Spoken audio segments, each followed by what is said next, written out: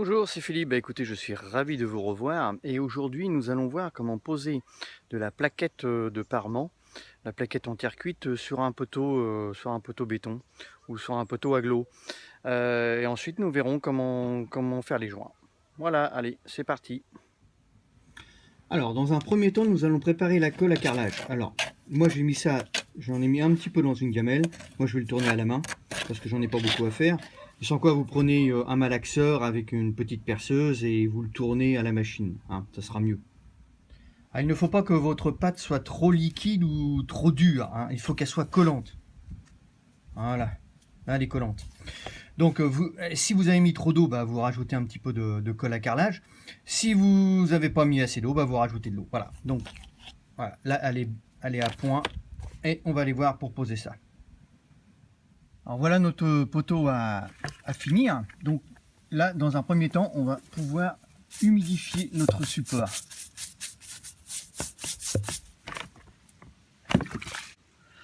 Ensuite, nous allons répartir la colle sur notre plaquette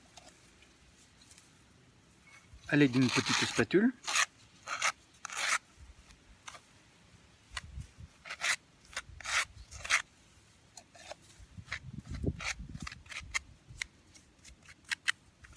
Et ensuite, nous allons l'égaliser avec la spatule crantée.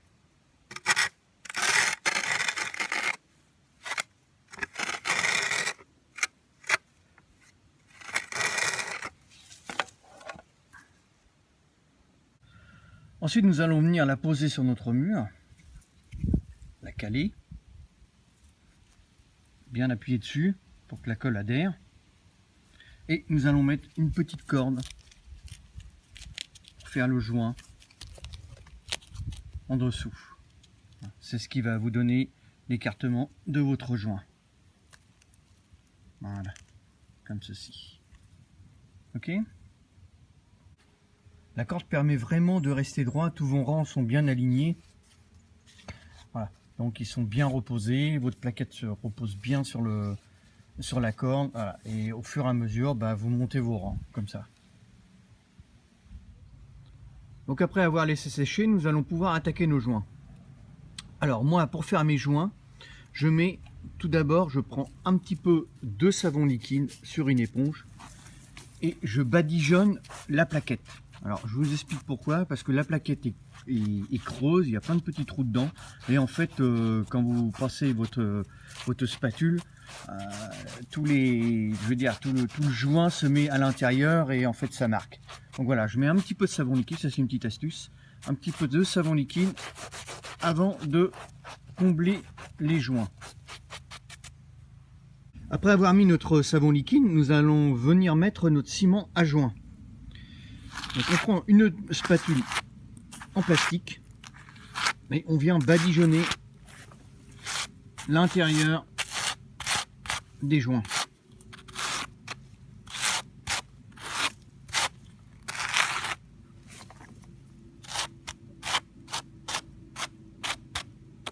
Et en fait notre savon liquide va permettre que le ciment à joint ne pénètre pas dans la plaquette. Comme c'est une plaquette assez assez poreuse, comme je vous l'ai dit tout à l'heure. Voilà. Donc ça évite, comme ça, quand vous allez passer l'éponge après pour nettoyer, normalement ça devrait partir assez vite. Alors une fois que notre joint à ciment a suffisamment tiré, nous allons pouvoir nettoyer notre plaquette avec une spatule éponge. Donc en fait ce qu'on va faire, on va enlever tout ce superflu pour ne laisser que les joints.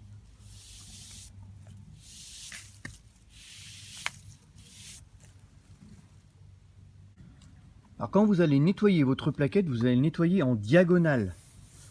Alors ça évite de creuser les joints. Voilà, comme ceci. Et surtout, bah, vous n'hésitez pas à bien appuyer sur la plaquette pour bien enlever tout le superflu qu'il y a dessus.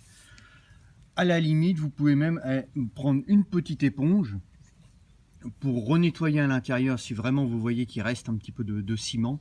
Hein, comme c'est si vous avez de la plaquette qui est un peu poreuse, en terre cuite, ça a tendance à rester à l'intérieur. Voilà. Bon, voilà, une fois bien nettoyé, voilà ce que ça donne. Donc nous avons des joints bien réguliers, bien propres, une plaquette bien propre, donc ça c'est vraiment bien. Alors vous avez aussi le petit kit de nettoyage, c'est-à-dire un seau avec 2 rouleaux, et puis vous avez la spatule éponge. Donc pour nettoyer, c'est simple, hein, vous trempez votre spatule éponge dans l'eau, et ensuite vous passez sur les rouleaux pour bien essorer l'éponge. Et ça c'est super bien. C'est super pratique parce que si vous n'avez pas les rouleaux, pour pouvoir essorer, c'est plus embêtant, hein. Il reste toujours de l'eau en fait sur l'éponge, que là c'est bien essoré. Donc ça, ce petit kit là, je pense que vous pouvez trouver ça au Roi Merlin. Ça coûte pas excessivement cher et je vous dis c'est super pratique.